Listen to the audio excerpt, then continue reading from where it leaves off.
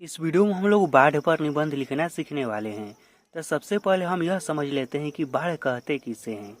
जब नदियों का जल बढ़कर आसपास के इलाके में फैल जाता है तब कहा जाता है कि नदियों में बाढ़ आ गई है। देखिए, बाढ़ कहते किसे हैं, तो जब नदियों का जल स्तर बढ़कर उसके आसपास के इलाकों में फैल जाता है तब कहा जाता है कि वहाँ पर बाढ़ आ गई है। अत्यधिक वर्षा और बर्फ के अधिक पिघलने से नदियों में पानी बढ़ जाता है। यह बढ़ा हुआ जल नदी के दोनों किनारों के ऊपर आ जाता है। तब पानी में आसपास के जमीनें डूब जाती हैं। बाढ़ प्रायः बरसात के दिनों में आता है। यहाँ पर हमने जाना कि बाढ़ कैसे आता है।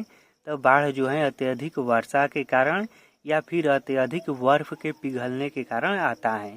और इसमें होता क्या है, तो नदियों का जल स्तर आवश्यकता से अधिक बढ़ जाता है और उसका पानी जो है उसके आसपास के इलाकों में चारों तरफ फैल जाता है और वहीं बाढ़ की स्थिति हो जाता है।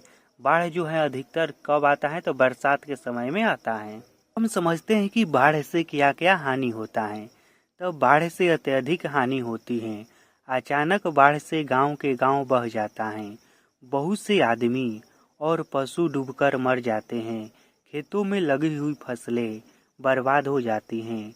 गांवों में मिट्टी के घर गिर जाते हैं।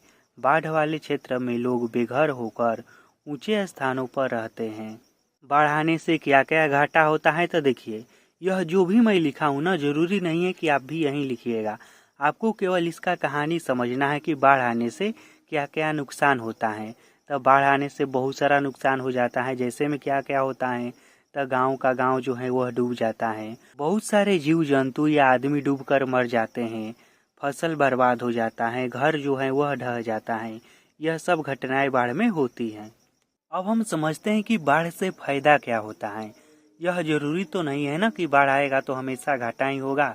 इसमें कुछ फायदा भी होता है। फायदा क्या होता है, तो देखिए, बाढ़ के जल में मिट्टी के चिकने और उपजाऊ कण रहता है जो खेतों में जमा हो जाता है, जिससे फसल बहुत अच्छा होती है।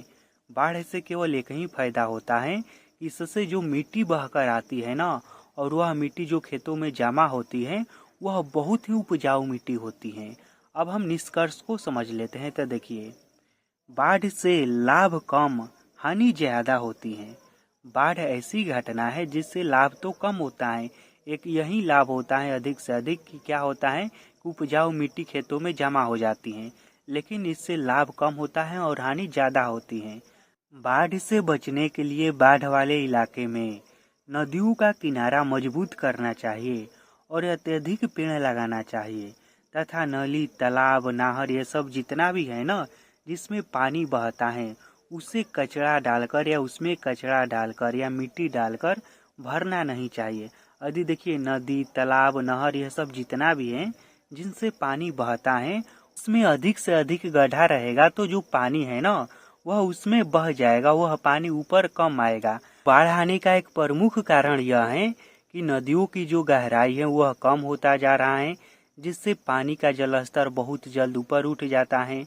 और नदियों के किनारे उसके तट पर अत्यधिक पेड़ नहीं है, जिससे क्या हो जा रहा है कि नदियों का किनारे का जो मिट्टी है वह कट रहा है और कट कर नदी को भर रहा है, जिससे और भी क्या होता है कि पानी ऊपर आ जाता है। यदि नदियों के किनारे पेड़ पौधा रहेगा तो नदियों के किनारे की मिट्टी कटेगा नहीं, जिससे बाढ़ की स्थिति बहुत कम पैदा होगी।